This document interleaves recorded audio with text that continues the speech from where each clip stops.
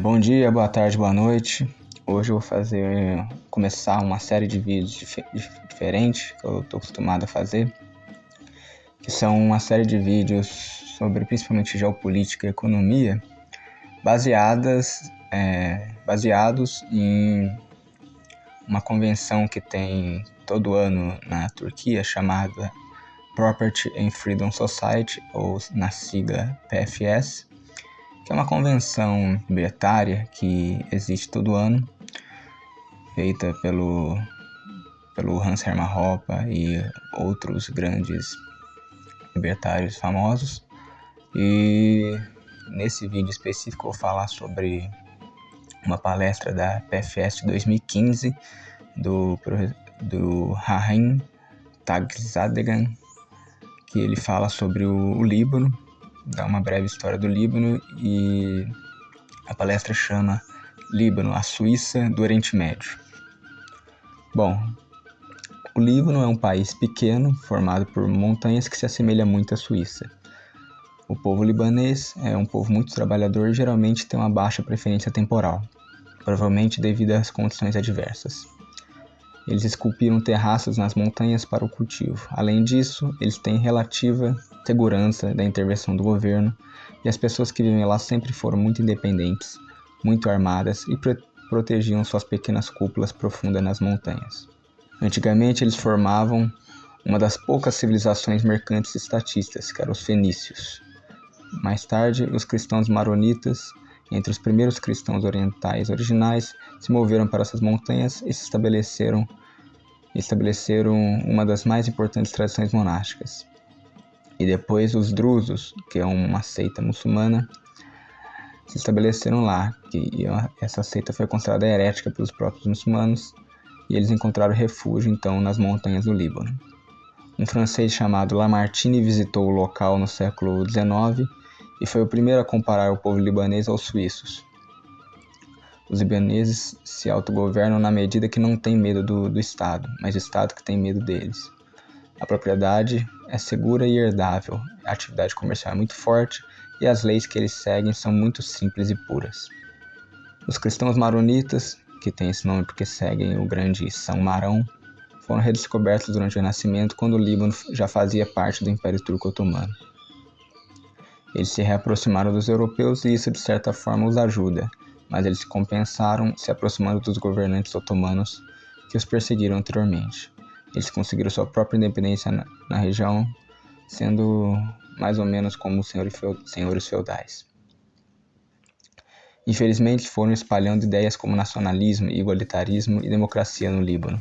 Os cristãos maronitas acreditaram que o nacionalismo árabe iria proteger a sua cultura do domínio dos sultões otomanos.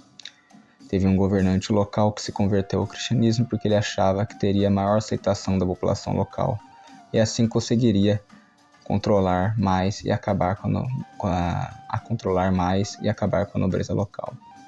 Mais tarde, houve o massacre dos cristãos maronitas feito pelos drusos, que se vingaram.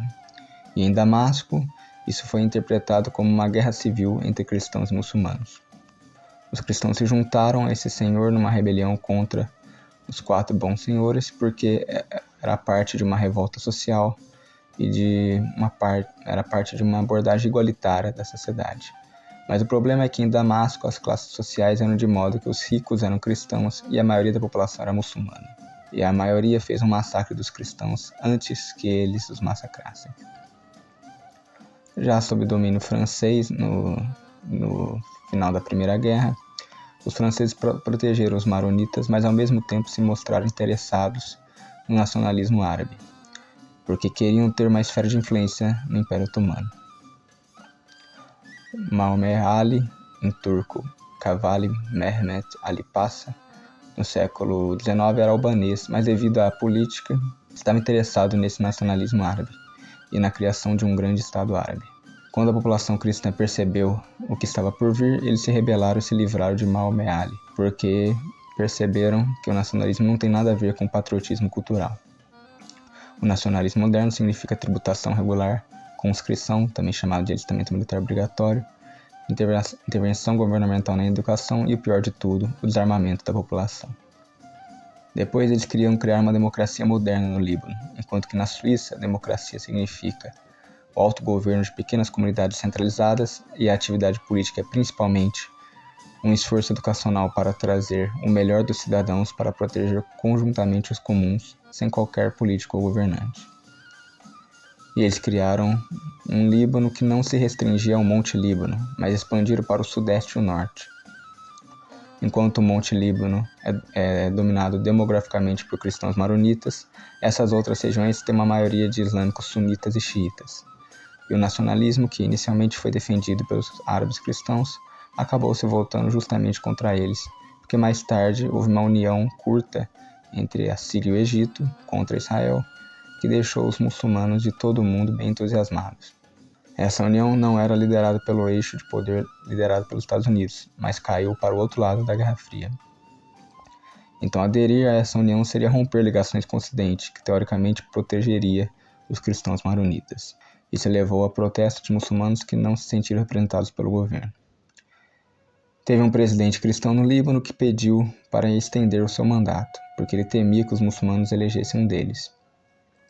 Para estender o seu mandato, ele pediu uma intervenção estrangeira, e em 1958, os Estados Unidos invadiram o Líbano na Operação Blue Bat, baseada numa mentira da doutrina Eisenhower, que era prevenir que o comunismo tomasse conta do Líbano. Só que não havia nenhuma ameaça comunista e nem mesmo de guerra, e os soldados americanos mandados para lá estranharam muito, ainda mais porque foram aplaudidos pela população local.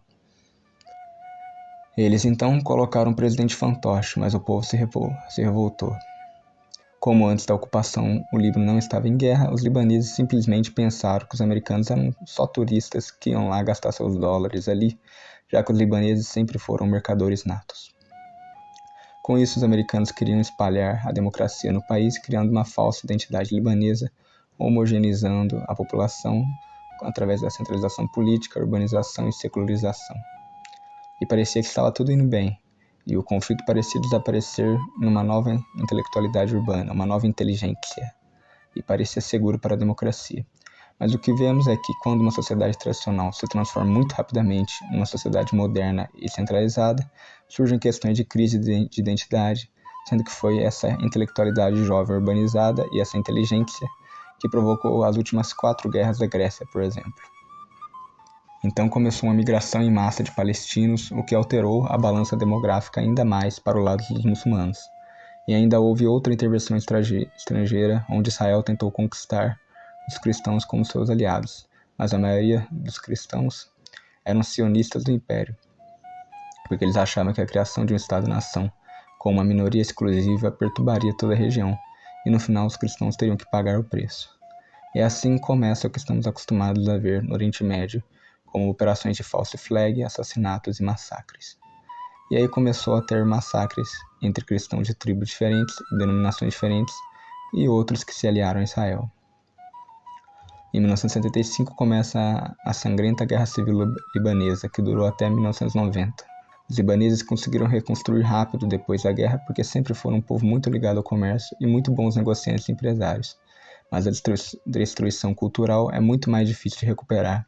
E o pior é a alta preferência temporal que a guerra deixa, e isso demora para tirar. O Líbano hoje é uma sociedade muito materialista e consumista, com baixa poupança, e apesar de ainda ter um ambiente de negócios relativamente livre. A formação de capital é baixa, o que prova que os fatores culturais também são importantes para a economia. A taxação é bem leve e em grande parte evitada, a regulação é atenuada pela corrupção, mas a maioria dos intelectuais libaneses hoje, passando por universidades patrocinadas pelo Ocidente, tem essa visão de que o Líbano não é mais uma Suíça porque não tem um Estado eficiente e tem muita corrupção e não é seguro para a democracia. O governo eficiente podemos ver na Síria, que é um governo eficiente para controlar a população. E por um tempo, as pessoas até olharam para a Síria e para o Líbano como exemplo, mas isso desapareceu rapidamente.